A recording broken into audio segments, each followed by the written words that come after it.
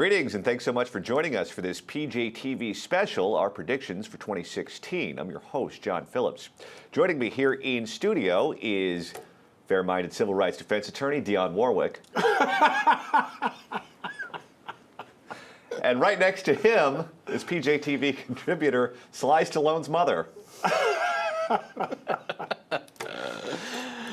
Just kidding, it's Leo Terrell and Stephen Kruiser. Kruiser, let's start with you. What's your prediction for 2016? Well, the reason you want a comedian on the show is so he can have a depressing prediction and tell you you're all going to die.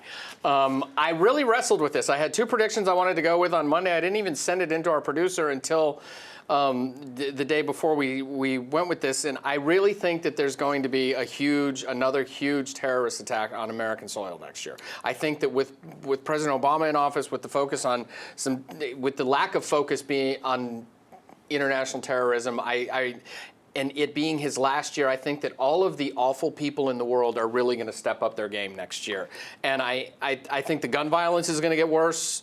Domestic gun violence will be worse next year. And I really do think there's going to be, sadly, a big terrorist attack next year. You know, I concur with that. I was thinking about that being my choice. And I think unfortunately, I think you're right. That's a sad prediction, but it's true. And if anything, you're selling it short. I think there are going to be more terrorist attacks worldwide as well, like the ones we saw in Paris, France. Yeah, I can't, and I don't want to think that, but I don't. As I survey the landscape right now, and they know there's not going to be any kind of, really swift retribution from the biggest superpower, the only remaining superpower in the world. I think that's going to happen. That's a brutally honest prediction. I concur with you. You think the public's going to change their opinion on how we deal with this issue of fighting terrorism if a major American city gets hit in the way that Paris was?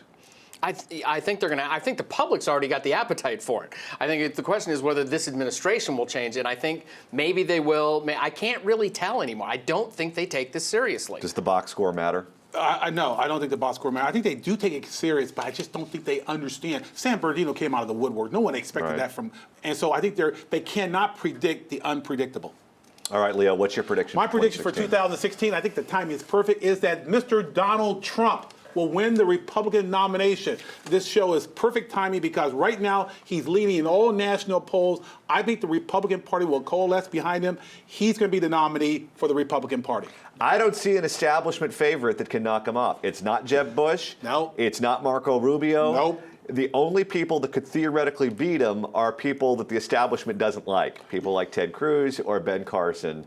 And right now, Donald Trump's still leading in the polls. He's strong in the polls, too. He's got a commanding national lead. I know that the election, the primary is based on state polls in Iowa and New Hampshire, but I think he's very strong in both of those states.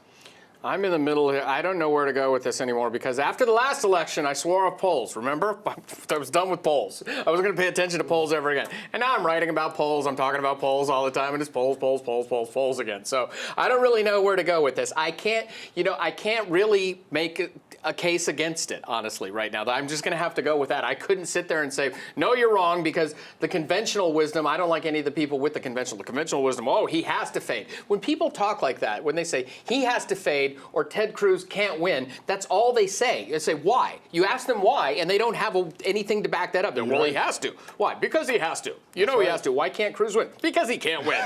Why can't he win? Because he can't win. And they don't have any arguments either way, and I can't make an argument against that right now. So while I might not embrace the idea or wholeheartedly endorse it, I can't say either of you is wrong. Why eat your vegetables? Because I told you so. Yes, just because. All right, my prediction is related to Leo's, and my prediction is that Ted Cruz will win the Iowa caucuses. Ted Cruz is very popular right now with evangelical Christians. He is leading in recent polls in Iowa. Typically, the man or the candidate who is most popular with evangelical Christians does the best in the Republican primaries. Rick Santorum won last time. Mike Huckabee won before that. Let's not forget, Pat Robertson came in ahead of George H.W. Bush in 1988. Bob Dole won the Iowa caucus, but Pat Robertson came in second. This is a place that likes people who talk about Jesus, likes people who talk about God, and Ted Cruz appears to be that candidate this cycle. You are 100% correct with all your facts, and the only way you could be wrong if Donald Trump cuts a deal with the two past previous winners, Huckabee and Santorum. If they throw their support to Donald Trump on the eve, he wins it. But if they don't, you're absolutely correct. I don't know what this alchemy they do up in Iowa is, what this caucus process is, and anybody who says they really do understand, I think, is lying.